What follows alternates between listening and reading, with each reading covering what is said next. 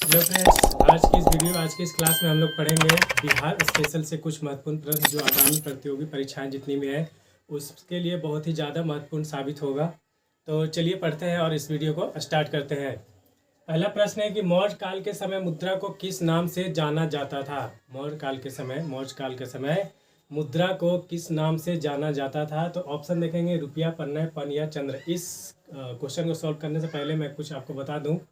मौर्य काल के समय जो प्रचलित सिक्के थे, जो मुद्राएं थी, वो कौन कौन से धातु की बनी होती थी। तो चलिए देखते हैं हम लोग। चांदी या रजत, सोना, फिर तांबा। चांदी से बने हुए मुद्राओं को क्या कहते थे। सोना से बने हुए और तांबा से बने हुए को क्या कहते थे। चांदी से बने हुए को कारसापन, पन या फिर धारण। सोना से बने हुए मुद्राओं को सुवर्ण एवं निष्क। ये ध्यान रखेंगे आप लोग, ठीक है। कोई सा भी क्वेश्चन आ सकता है। इसमें पूछा गया है कि मुद्रा को किस नाम से जाना जाता था।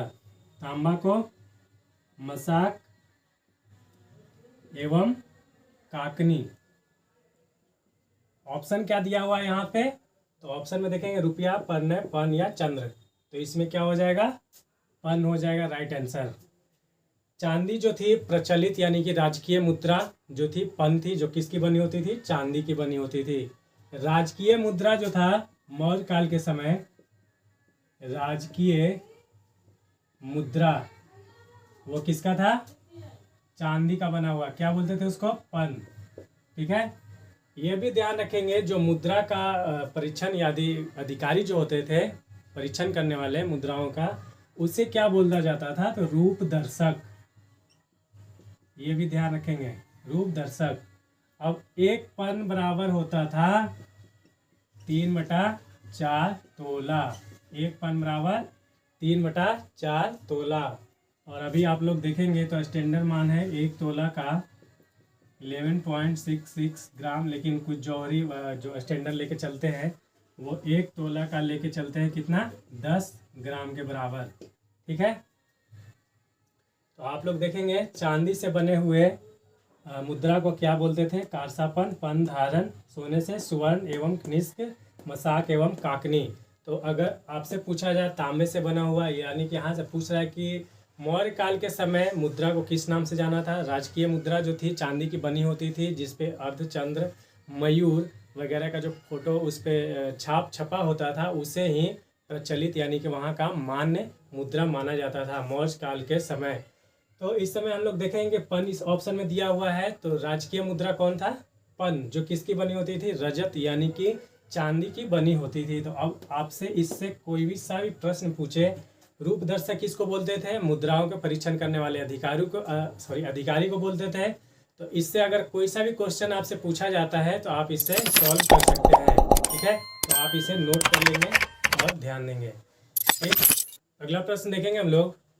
सिखों के 10वें गुरु गुरु गोविंद सिंह का जन्म कहाँ हुआ था। तो इस क्वेश्चन को सॉल्व करने से पहले हम लोग देखते हैं कि सिखों के जो 10 गुरु हुए वो कौन कौन थे। पहले कौन थे, गुरु नानक देव। दूसरे गुरु अंगद देव। तीसरे गुरु अमरदास। चौथे गुरु रामदास। पांचवें गुरु अर्जन देव।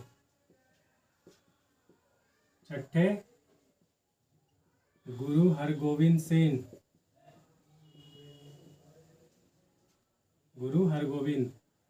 सातवें गुरु हर राय। आठवें गुरु हर कृष्ण। नौवें गुरु तेग बहादुर। और अंतिम और 10वें गुरु कौन थे, तो गुरु गोविंद सिंह, ठीक है। तो सिखों के 10वें गुरु गुरु गोविंद सिंह का जन्म कहाँ हुआ था? तो ऑप्शन इसमें है पटना, आरा, गया या सासाराम। तो इसका सही ऑप्शन कौन सा हो जाएगा? पटना। तो जन्म कब हुआ था ये भी पूछा जा सकता है क्वेश्चन में आपसे कभी कभी कि जन्म कब हुआ था। तो जन्म इनका हुआ था 22 दिसंबर 1666 ईस्वी को। मृत्यु कब हुआ या मृत्यु कब हुई? तो 7 अक्टूबर 1708 ईस्वी को। ठीक है। तो सिखों के पहले गुरु तो गुरु नानक देव, अंतिम गुरु गुरु गोविंद सिंह। ठीक है। इनका जन्म कहाँ हुआ? तो पटना में हुआ। कब हुआ? तो 22 दिसंबर 1666 ईस्वी को। मृत्यु कब हुई? तो 7 अक्टूबर 1708 ईस्वी को। सिखों के 10 गुरु का नाम मैंने लिख दिया है, तो अभी आप इसे देख लेंगे। ठीक है, नोट डाउन भी कर लेंगे। और जन्म कहाँ हुआ? तो पटना में हुआ। ठीक है, जन्म और मृत्यु के बारे में भी बता दिया। तो सिखों के 10वें गुरु कौन थे? तो गुरु गोविंद सिंह भी। ये भी ऑप्शन प्रश्न आपसे पूछा जा सकता है, तो इसे आप लोग ध्यान रखेंगे। ठीक है, अगला प्रश्न देखेंगे हम लोग। तृतीय बौद्ध संगीति का आयोजन मौर्य वंश के किस शासक के शासन काल के समय हुआ था या किस शासक के समय हुआ था?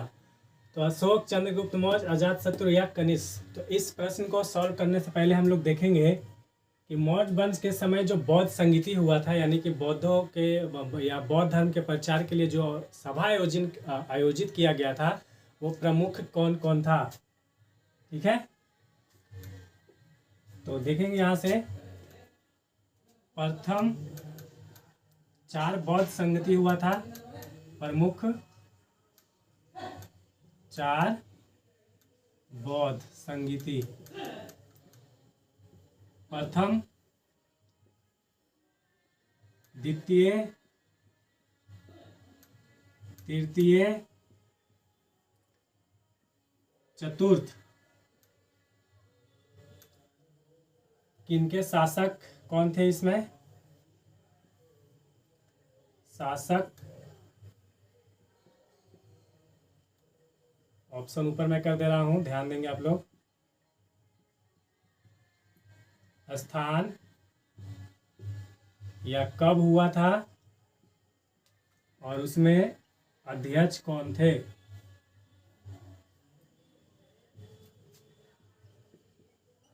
ठीक है, शासक प्रथम जो बौद्ध संगीति हुआ था उसके शासक थे अजातशत्रु। द्वितीय कालाशोक, तृतीय अशोक, चतुर्थ कनिष्क। स्थान यानी कि कहाँ हुआ था? तो राजगृह प्रथम, द्वितीय वैशाली, तृतीय पाटलिपुत्र या पटना, कनिष्क यानी कि कुंडलवन। कुंडलवन कहाँ है? तो जम्मू कश्मीर में। ठीक है, कश्मीर में। कब हुआ? तो 483 ईसा पूर्व प्रथम जो बौद्ध संगीति हुआ था। दूसरा 383 ईसा पूर्व, ये ध्यान रखेंगे आप लोग।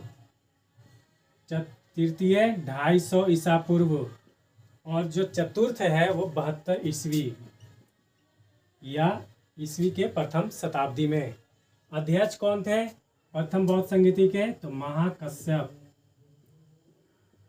दूसरे कश्यप, दूसरे के सबाकामी, तीसरे के मुगली पुत्तिस। ठीक है, चतुर्थ के वसुमित्र। कभी कभी क्वेश्चन में पूछा जाता है कि चतुर्थ बौद्ध संगीति के उपाध्यक्ष कौन थे? तो उपाध्यक्ष कौन थे? अश्वघोष। तो अब इसका ऑप्शन आप लोग देख लेंगे। तृतीय बौद्ध संगीति का आयोजन मौर्य वंश के किस शासक के समय हुआ था? तो किस शासक के समय हुआ था बताएंगे आप लोग? ऑप्शन, ठीक है, ऑप्शन नंबर ए अशोक के समय। प्रथम अजातशत्रु के समय कहाँ हुआ था? राजगृह। कब हुआ था? तो 483 ईसा पूर्व। अध्यक्ष कौन थे उस बौद्ध संगीति के, प्रथम बौद्ध संगीति के? तो महाकश्यप। द्वितीय किसके टाइम में हुआ था? तो कालाशोक। स्थान वैशाली। कब 383 ईसा पूर्व। अध्यक्ष कौन, सवाकामी तृतीय अशोक के टाइम में, जो अभी प्रश्न पूछा जा चुका है। तो अशोक राइट आंसर, पाटलिपुत्र या पटना 250 ईसा पूर्व। मोगलीपुत्र 30 उसके अध्यक्ष थे। चतुर्थ जो था कब हुआ, तो कनिष्क के टाइम में। कहाँ, कुंडलवन कश्मीर में 72 ईसा पूर्व या ईसा के प्रथम शताब्दी में। वसुमित्र इनके अध्यक्ष थे चतुर्थ बौद्ध संगीति के। और कभी कभी पूछ दिया जाता है कि चतुर्थ बौद्ध संगीति के उपाध्यक्ष कौन थे, तो उपाध्यक्ष थे अश्वघोष। ठीक है, तो ये पूरा आप लोग डिटेल जो है, अब इससे कोई भी क्वेश्चन आता है बौद्ध संगीति से तो आप लोग बना लेंगे। ठीक है, अगला प्रश्न है कि किस राजा ने पाटलिपुत्र को सर्वप्रथम मगध की राजधानी बनाया। किस राजा ने बनाया, तो ऑप्शन है बिंबिसार, अजातशत्रु, शिशुनाग या उदयन या उदयन। कहीं कहीं आपको उदयन भी लिखा जाएगा, देखने को मिलेगा ऑप्शन में। तो अभी क्या है ऑप्शन, उदयन। तो इसका राइट आंसर कौन सा हो जाएगा, उदयन। उदयन जो था हर्यक वंश का राजा था, हर्यक वंश का राजा था और अजातशत्रु का